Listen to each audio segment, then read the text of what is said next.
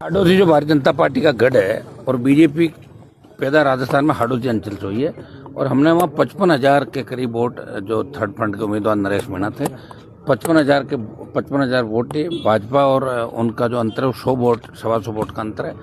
और इससे पहले जो 24 में चुनाव है 7 जगह उपचुनाव, उसमें 4 जगह कांग्रेस पार्टी की भी जमानत जब्त हुई थी। मेरे खुद के इलाके में कांग्रेस के 5,000 वोट आए थे मात्र। लोग यहाँ तीसरे मोर्चे को आगे लाना चाहते हैं और हाडोती से एक नई शुरुआत होगी। हम मिलके आगे 28 का चुनाव मिलके लड़ेंगे। निश्चित रूप से नौजवानों ने ठान लिया और बार बार जो भी नौजवान लड़ता है कोशिश करता है तो कभी धनबल के सहारे कभी सत्ता के दुरुपयोग करके और ये उसको आगे नहीं आने देते। कांग्रेस की वहाँ जीत है वो बेईमानी की जीत है कंप्लीटली। एक एक वोट का 10,000 से लेकर 40,000 रुपया तक बांटा गया और 4 महीने से प्रमोद जैन भाया तैयारी कर रहे थे। और प्रमोद जैन भाया को बचाने वाले भारतीय जनता पार्टी के लोग जो कहते हैं कि ये तो सबसे बड़ा खनन माफिया है ये है वो, और वही लोग वहाँ जिता रहे थे। बीजेपी 2 गुटों में थी और हमारी तरफ जो वोट आ रहा था वो वोट लंबे हमारे पास जो सबसे बड़ी कमी जो पैसे की कमी थी और 15-20 हज़ार से ज़्यादा वोट उन्होंने पैसे के दम पे कांग्रेस पार्टी ने दिए वहाँ। सर लेकिन भाजपा की पूरी सरकार वहाँ पर थी, फिर भी भाजपा को हार का कांग्रेस पूरी थी ना वहाँ। कांग्रेस तो पूरी थी। कांग्रेस ने आस पास से सब जगह से बुला ली कांग्रेस। और कांग्रेस में अगर दम होता तो बिहार में 5 सीट थोड़ी आती। कांग्रेस तो खत्म हो रही देश के अंदर। यहाँ मामला ये था कि भाजपा के खिलाफ भजनलाल के खिलाफ माहौल। आज चुनाव कर 10 सीट नहीं आएगी विधानसभा की। आज अगर भजनलाल के नेतृत्व में चुनाव हो तो राजस्थान में बीजेपी का सुपड़ा साफ हो जाएगा। 10 विधायक भी नहीं आएंगे। वो नाराजगी थी और नाराजगी का वोट हम नहीं दे पाए क्योंकि वो हाडोती अंचल था। हाडोती अंचल में शुरुआत की है 55,000 वोट की। ये 55,000 1 लाख की तरफ चला जाएगा। और देखिए कई फैक्टर चुनाव में काम करते हैं।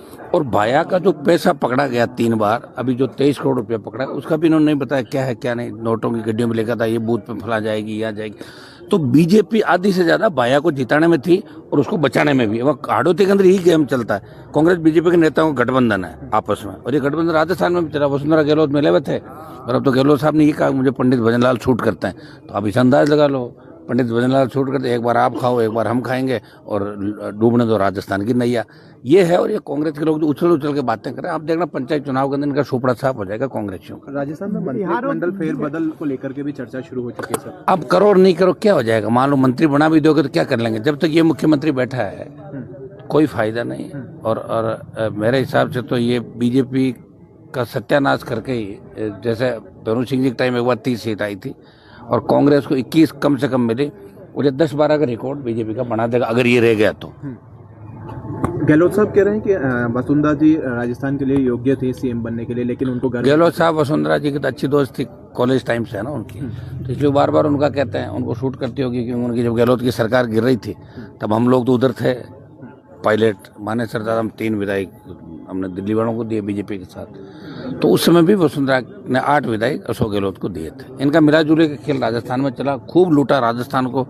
अब भजनलाल गहलोत एक हैं, अब मिलकर दूसरे तरीके से लूट रहे हैं। ब्यूरोक्रेसी सारा राजस्थान चला रही है। चीफ सेक्रेटरी सीएम से दुखी होकर अपना तबादला करके और दिल्ली चले गए। इससे आप अंदाज लगा सकते हो कि अंदर खाने कितनी बड़ी बगावत है।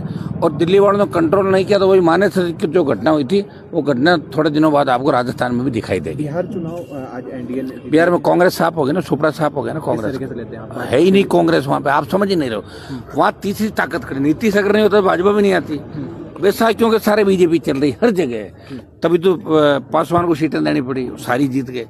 यहाँ भी देखिए हम अगर चाहते थे यहाँ भी अलायंस के सारे रह सकते थे, लेकिन किसानों के लिए हमने सत्ता छोड़ दी, सत्ता से दूर है। और हम ये चाहते हैं कि बिना अलायंस के राजस्थान के अंदर तीसरी ताकतें SC ST OBC सर्व समाज मिलके नौजवान मिलके इस बार राजस्थान की तस्वीर तकदीर बदले। और 28 धमाकेदार होकर 28 से पहले जो पंचायत चुनाव है उसमें आप देखना कि किस तरह तीसरा मोर्चा हमारा कांग्रेस बीजेपी के खिलाफ कितने प्रमुख और कितने प्रधान जीता के एक संदेश देता। टेलर दिखाएंगे और पिक्चर 28 के अंदर दिखा देंगे दोनों दलों को।